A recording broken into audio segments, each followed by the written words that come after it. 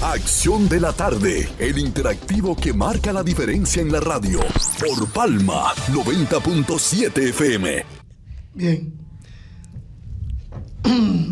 Dice este poeta, ¿qué es poesía?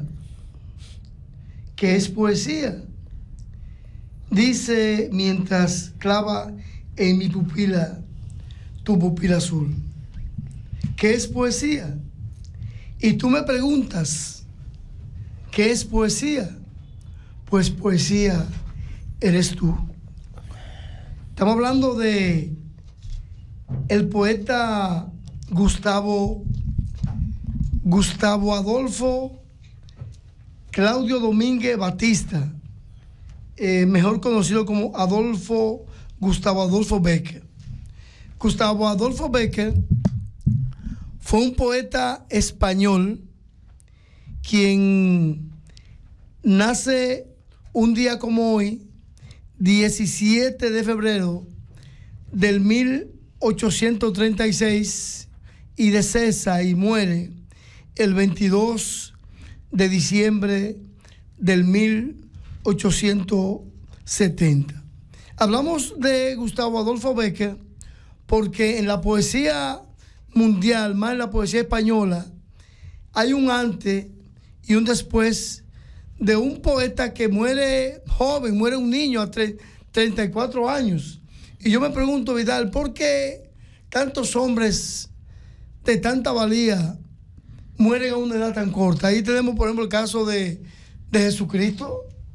Jesucristo tenía 33 años cuando muere. Tenemos a otros tantos, José Asunción Silva, jovencito, 28 años, y otros grandes escritores, poetas. Ahí tenemos a este gran guerrero de la zona de Alejandro Magno, 28 añitos. Entonces, esos hombres que imagínate un poeta como eso, que a los 30 años, 32, 33 años, escribe tantas cosas maravillosas, sin todavía tener maduro su esencia, su espíritu, sin tener ya una calma, ¿verdad?, para que le lleguen las ideas. Imagínate un escrito de un hombre de eso a los 40, 50, 60 años. Entonces, Gustavo Adolfo Bécquer, quien, aunque el padre del modernismo fue Rubén Darío, que fue un seguidor de los escritos de Gustavo Adolfo Bécquer, como lo fue Machado, como lo fue la generación del 27, del 1927, donde estaban Lorca, estaban los grandes poetas de ese momento, estaban en ese grupo de la generación del 27, seguían a Gustavo Adolfo Bécquer. Rubén Darío, quien fue el padre del modernismo, también se dice que el modernismo empezó con Gustavo Adolfo Bécquer, que fue un tremendo poeta, un tremendo escritor.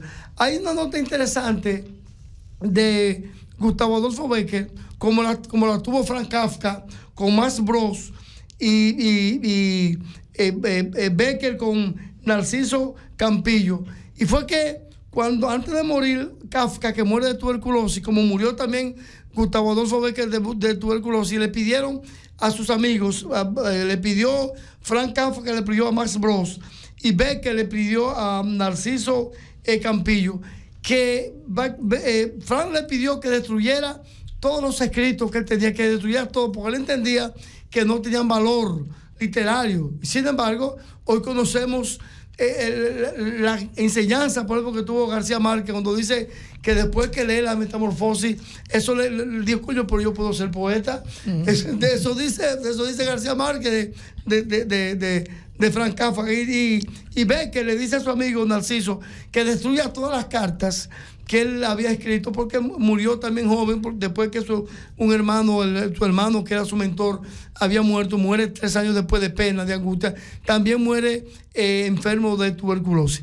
Pero ese poeta, Gustavo Adolfo Bécquer, ha dejado una enseñanza, una grandeza, por ejemplo, en Ritmo y Leyenda, que fue su gran obra literaria, aunque tuvo grandes obras, pero esa fue por la que más se conoció, y casualmente tiene la misma la misma virtud que tuvo Kafka, y fue que fueron póstumamente fue que a esos muchachos se les dio el valor que tenían, la grandeza que tenían.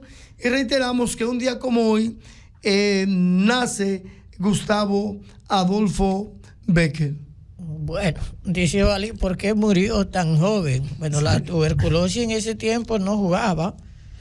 Hoy es una gripe. Hoy es una gripe, pero en ese tiempo era fatal, como lo fue la lepra. La lepra acabó con tanta gente, pero la lepra, el leproso lo ponían a vivir fuera de la ciudad. Sí.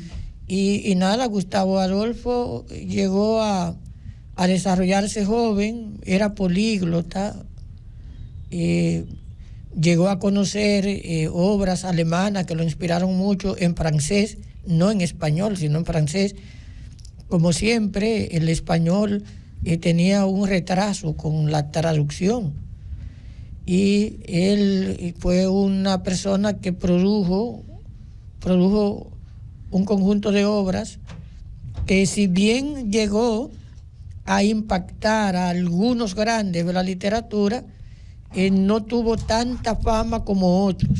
Los periódicos de la época en los que él escribía, parte de su rima, parte de su poesía, pues uno sabe lo limitado que era. Primero, la mayor parte de la gente no sabía leer, ¿no? No sabía leer. Por lo tanto, los periódicos eran para élites. Y las élites para ese tiempo tenían sus propios preferidos, porque él dio un giro. Y cuando tú das un giro en vida a una corriente dominante, tú tienes que esperar tiempo para que ese giro se entienda, porque en principio lo que hace la gente es que te come. Sí, es que te come, sí. eso es así.